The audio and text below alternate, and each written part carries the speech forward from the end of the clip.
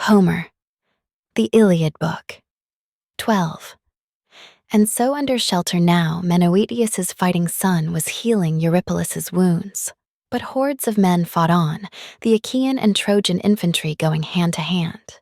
The Argive trench could not hold out much longer, nor could the rampart rearing overhead, the wide wall they raised to defend the ships, and the broad trench they drove around it all.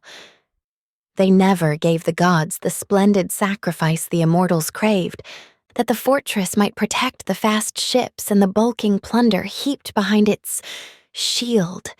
Defying the deathless gods, they built that wall, and so it stood there steadfast, no long time, while Hector still lived, and Achilles raged on, and the warlord Priam's citadel went unstormed. So long the Achaeans' rampart stood erect.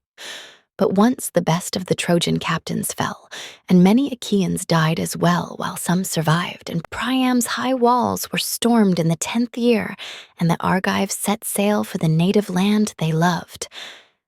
Then, at last, Poseidon and Lord Apollo launched their plan to smash the rampart, flinging into it all the river's fury, all that flow from the crests of Ida down to breaking surf, the Rhesus and the Heptaporus, Coresus and the Rhodius, Grenicus and Asopus, and the shining god Scamander and Simua's tides, where tons of oxhide shields and homed helmets tumbled deep in the river silt, and a race of men who seemed half god, half mortal.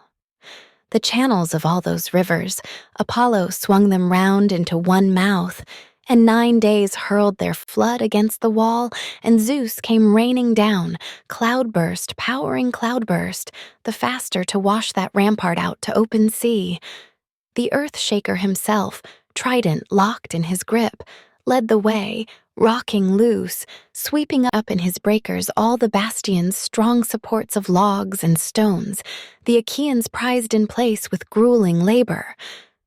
He made all smooth along the rip of the Hellespont, and piled the endless beaches deep in sand again, and once he had leveled the Argives' mighty wall, he turned the rivers flowing back in their beds again, where their fresh, clear tides had run since time began. So, in the years to come, Poseidon and god Apollo would set all things to rights once more. But now the war, the deafening crash of battle blazed around the strong-built work, and rampart timbers thundered under the heavy blows as Argive fighters beaten down by the lash of Zeus were rolled back, pinned to their beaked ships in dread of Hector, that invincible, headlong terror. On he fought like a whirlwind, staunch as always. Think of the hounds and huntsmen circling round some lion or boar when the quarry wheels at bay, rippling in strength as the men mass like a bastion standing up to his charge and hurl their pelting spears, and the boar's brave spirit never flinches, never bolts, and his own raw courage kills him. Time and again he wheels around, testing the huntsman's ranks, and where he lunges out the ranks of men give way. So Hector lunged into battle, rallying cohorts now, spurring them on to cross the gaping trench. But his own rearing stallions lacked the nerve. They balked, whinnying shrill at the edge, the brink, a dead stop, frightened off by the trench so broad the team could never leap it, not at a single bound, nor could they plunge on through with any ease. Steep banks overhung its whole length, jutting up on either side and topped by stabbing rows of stakes, planted there by the Argives, thick-set and huge to block the enemy's onslaught.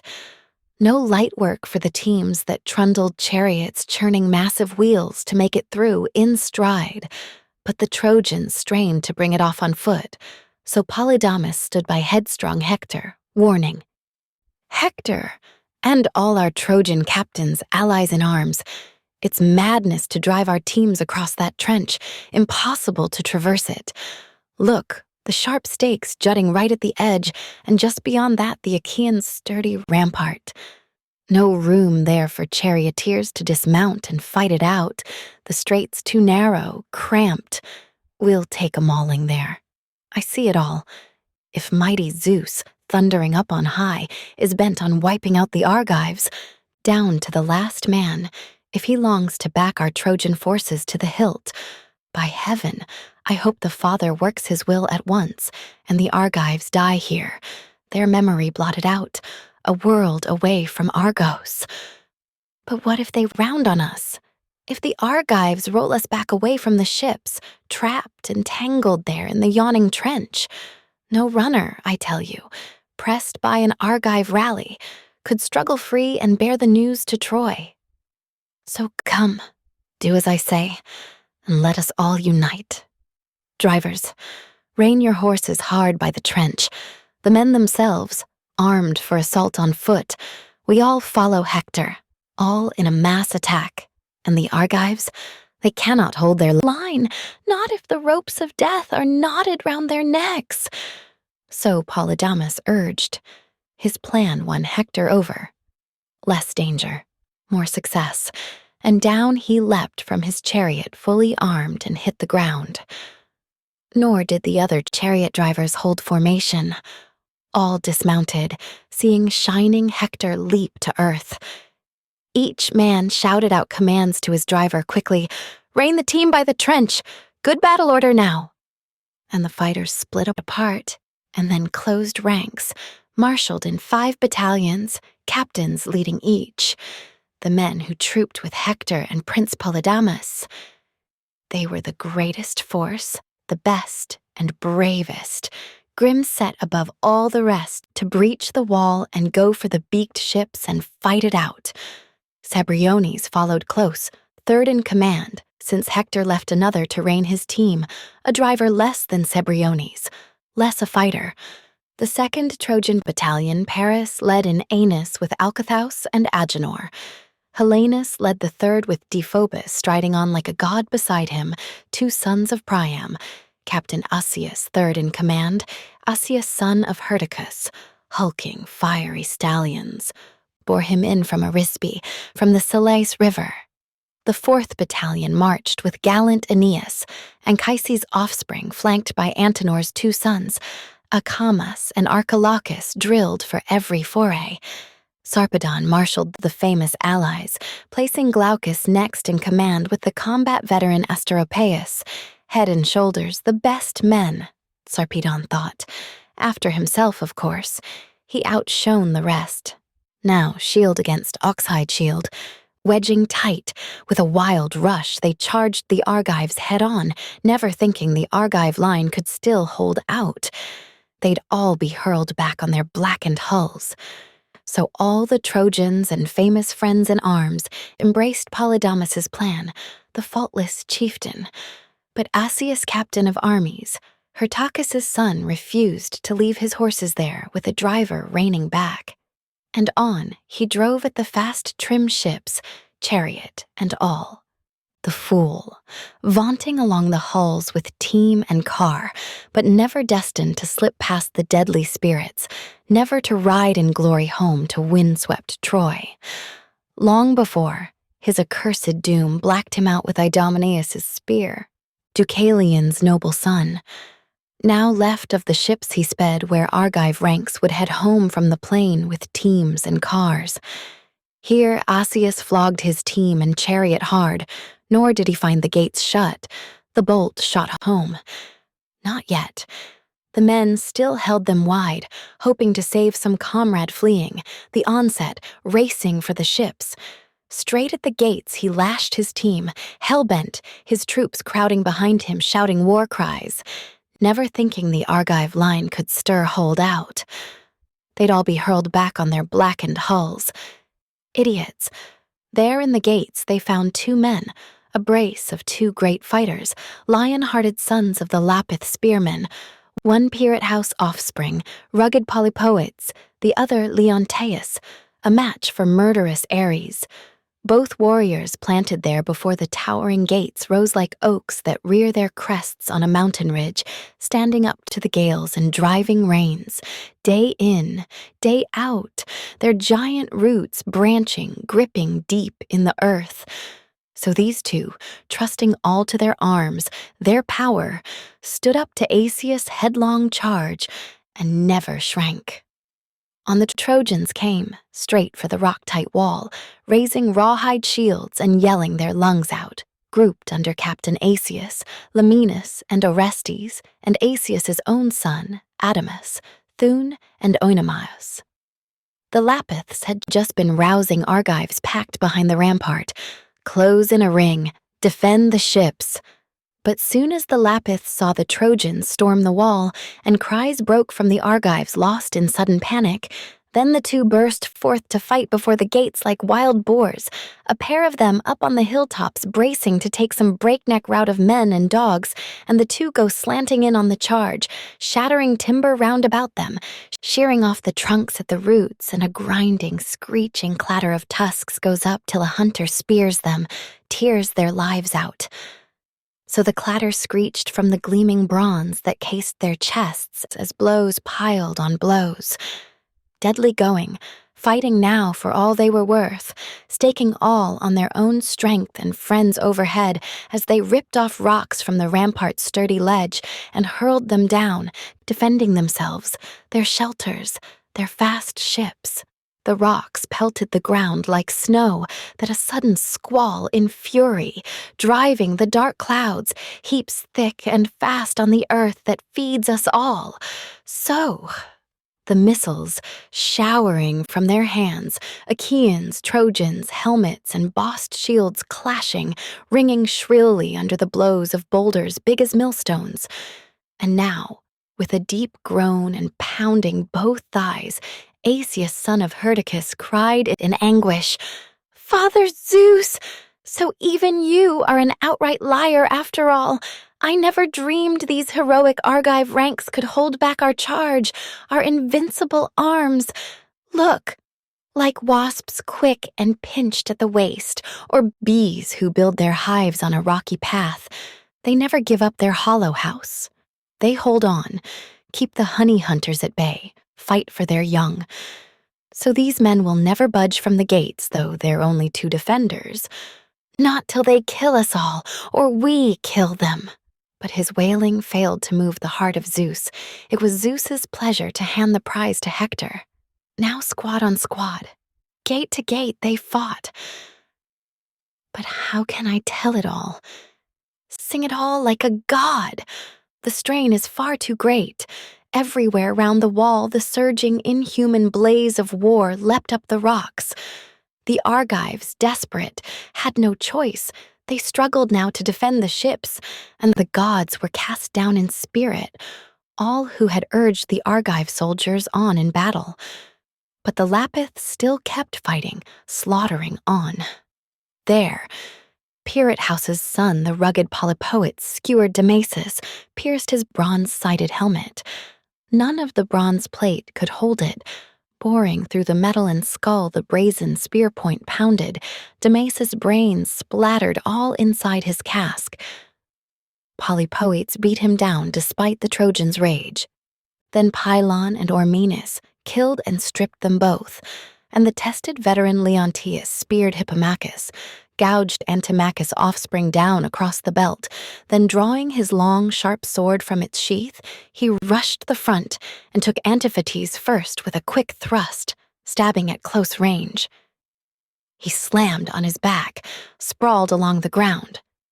Then Menon, Orestes, Iamenus, Leonteus killed the lot, crowding corpse on the earth that rears us all. While the Lapiths stripped their kills of gleaming gear, the fighters trooping behind Polydamas and Hector, the greatest force, the best and bravest, grim set above all to breach the wall and torch the ships, still halted up at the trench, torn with doubt.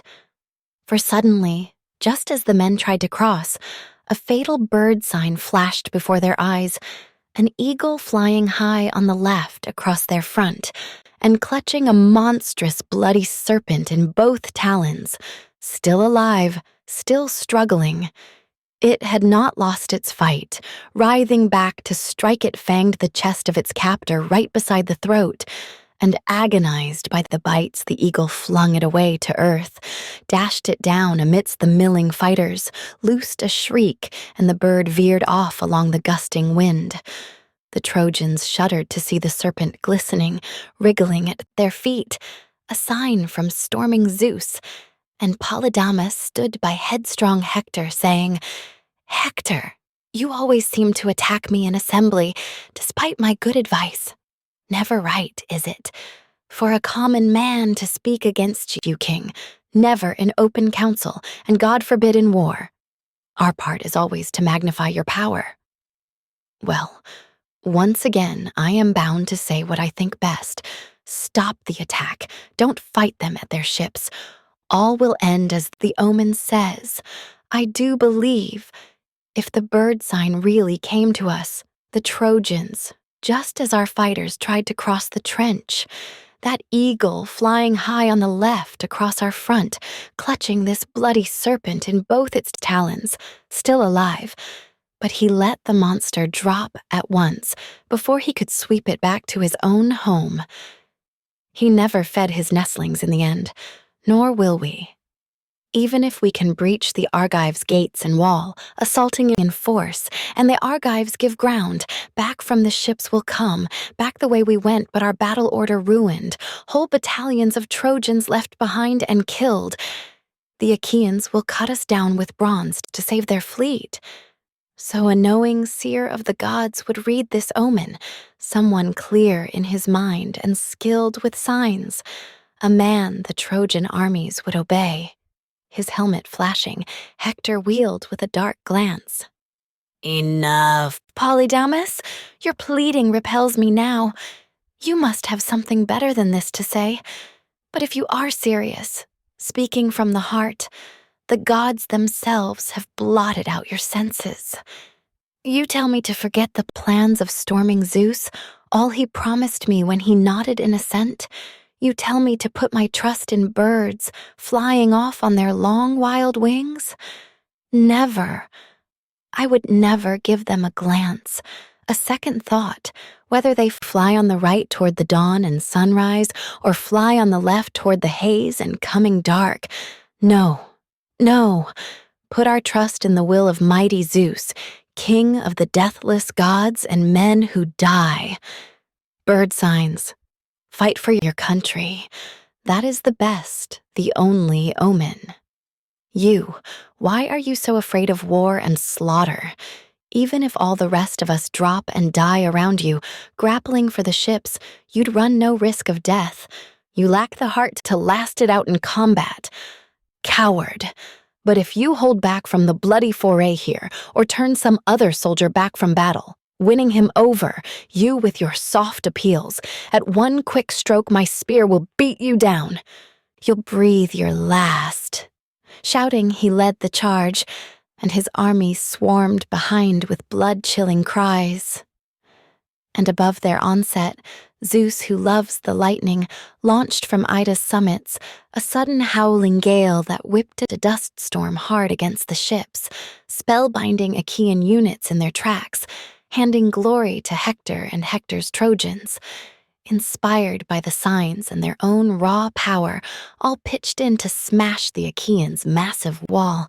They tore at the tower's outworks, pulled at battlements, heaving, trying to pry loose with levers the buttress stakes Achaeans first drove in the earth to shore the rampart up.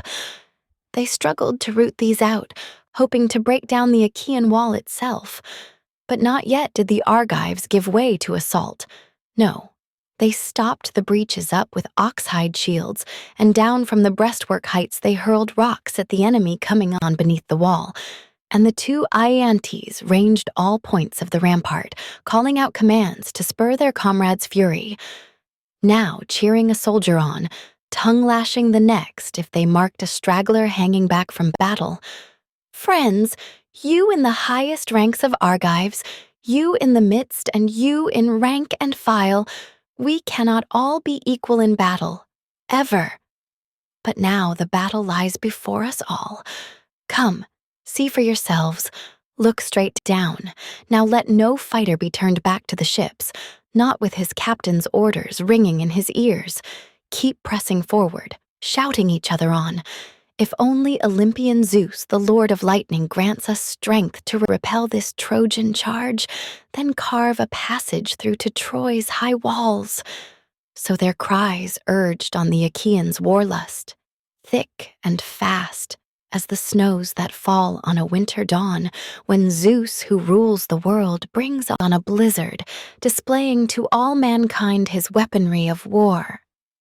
And he puts the winds to sleep, drifting on and on until he is shrouded over the mountains' looming peaks and the headlands jutting sharp, the lowlands deep in grass and the rich plowed work of farming men, and the drifts fall on the gray salt surf and the harbors, and down along the beaches, and only breakers beating against the drifts can hold them off, but all else on the earth they cover over, snows from the sky when Zeus comes storming down. Now, so thick and fast, they volleyed rocks from both sides, some at the Trojans, some from Trojans against the Argives. Salvos landing, the whole long rampart thundering under blows.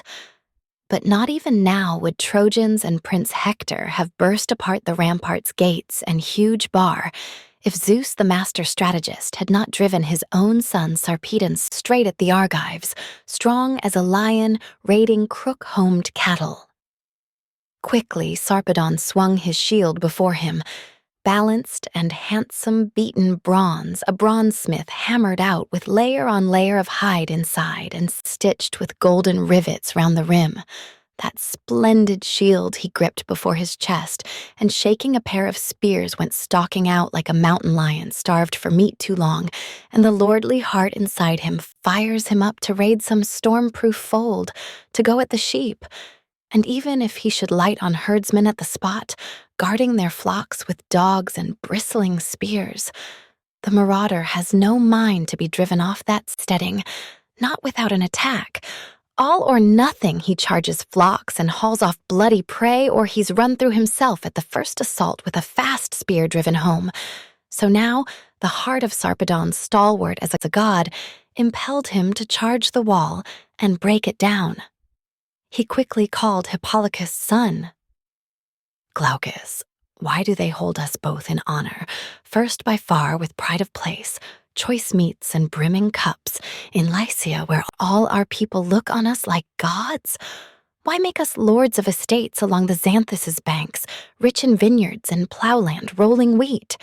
So that now the duty's ours, we are the ones to head our Lycian front, brace and fling ourselves in the blaze of war, so a comrade strapped in combat gear may say, not without fame, the men who rule in Lycia, these kings of ours who eat fat cuts of lamb and drink sweet wine, the finest stock we have, but they owe it all to their own fighting strength.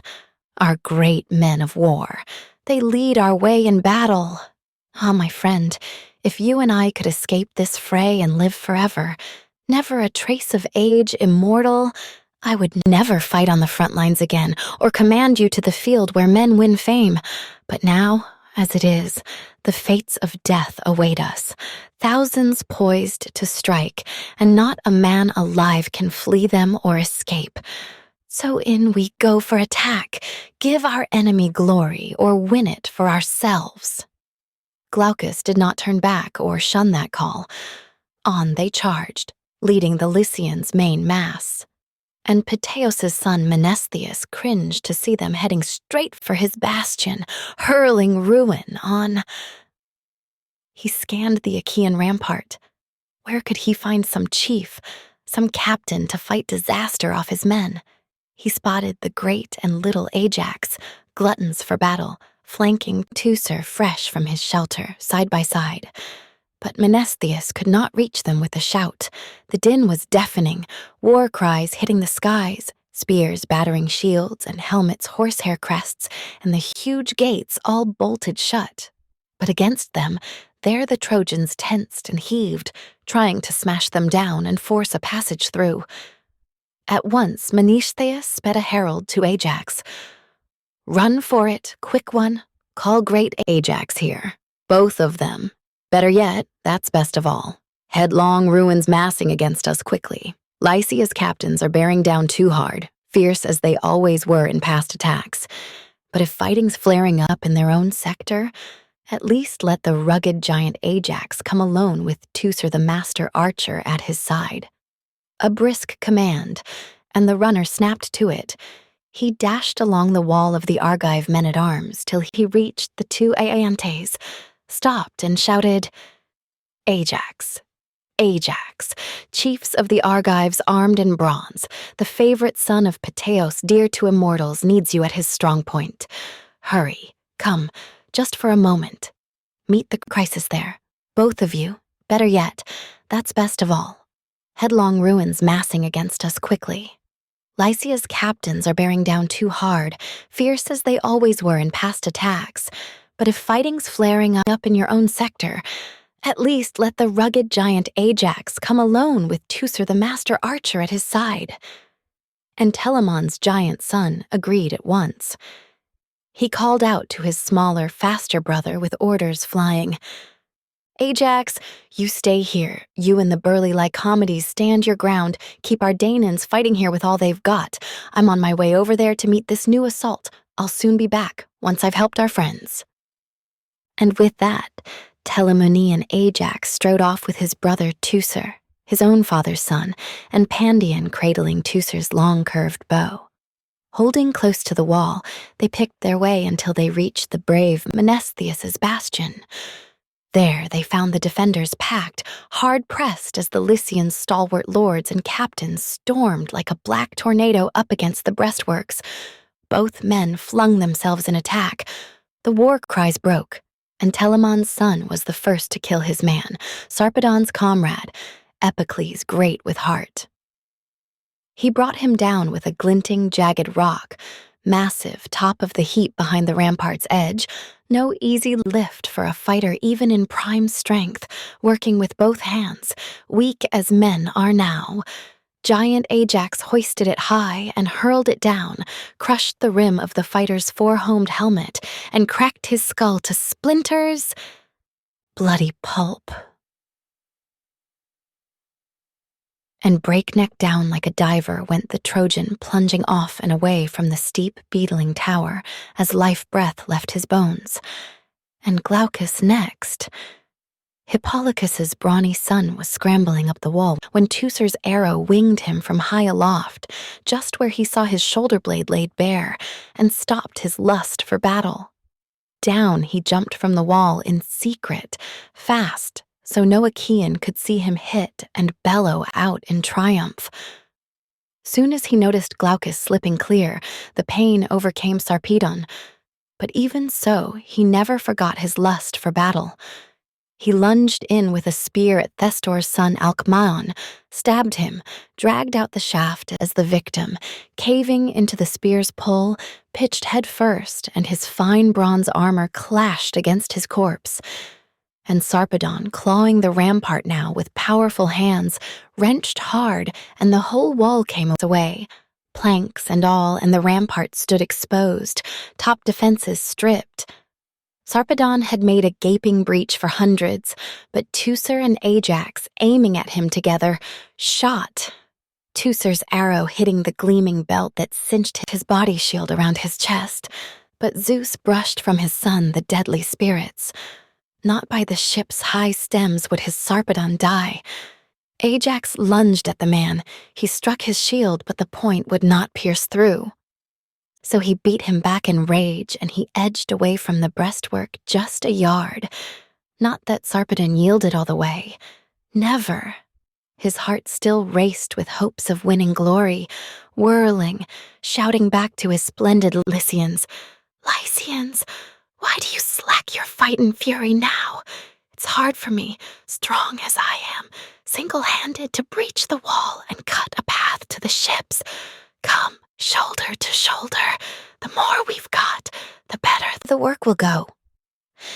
So he called, and dreading their captain's scorn, they bore down fiercer, massing round Sarpedon now, but against their bulk the Argives closed ranks, packed tight behind the wall, and a desperate battle flared between both armies. Lycian stalwarts could not force the Achaeans back, breach their wall, and burst through to the ships, nor could Achaean spearmen hurl the Lycians back, clear of the rampart, once they'd made their stand. As two farmers wrangle hard over boundary stones, measuring rods in hand, locked in a common field, and fight it out on the cramped contested strip for equal shares of turf. So now the rocky bastion split the troops apart, and across the top they fought, hacked at each other, chopped the ox hides round their chests, the bucklers full and round, skin shields, tassels flying. Many were wounded, flesh ripped by the ruthless bronze whenever some fighter wheeled and bared his back, but many right through the buckler's hide itself. Everywhere, rocks, ramparts, breastworks swam with the blood of Trojans, Argives both sides. But still the Trojans could not rout the Argives. They held tight as a working widow holds the scales, painstakingly grips the beam and lifts the weight and the wool together, balancing both sides even, struggling to win a grim subsistence for her children. So powerful armies drew their battle line dead, even till, at last, Zeus gave Hector the son of Priam the greater glory, the first to storm the wall. Hector loosed a piercing cry at his men, "Drive, drive, my stallion-breaking Trojans! Breach the Achaean rampart! Hurl your fire now, a blazing inferno of fire against their ships!" So he cried, driving them on, and all ears rang with his cries, and a tight phalanx launched straight at the wall, brandishing sharp spears, swarming the bastions, as Hector grappled a boulder, bore it up and on. It stood at the gates, huge, blunt at the base, but spiked to a jagged point, and no two men, the best in the whole realm, could easily prise it up from earth and onto a wagon, weak as men are now. But he quickly raised and shook it as Zeus, the son of Cronus, with Cronus's twisting ways, made it a light lift for Hector all on his own, as a shepherd lifts a ram's fleece with ease, plucks it up with a hand. No weight at all to him. So Hector raised the rock, bore it straight for the doors that blocked the gateway, powerful, thick-set, the pair towering up with two bars on the inside, crossing over each other, shot home with a bolt to pin them firm. Planting his body right in front, legs spread wide, his weight in the blow to give it total impact, Hector hurled at the gates, full center, smashing the hinges left and right, and the boulder tore through, dropped with a crash, and both gates groaned and thundered. The doorbars could not hold. The planking shattered up in a flying storm of splinters under the rock's force, and Hector burst through in glory, his face dark as the sudden rushing night. But he blazed on in bronze, and terrible fire broke from the gear that wrapped his body, two spears in his fists. No one could fight him, stop him. None but the gods, as Hector hurtled through the gates, and his eyes flashed fire. And whirling round, he cried to his Trojans, shouting through the ruck, "The wall! Storm the wall!" They rushed to obey him, some swarming over the top at once, others streaming in through the sturdy gateways, Argives scattering back in terror, back by the hollow hulls, the uproar rising. No way out. No end.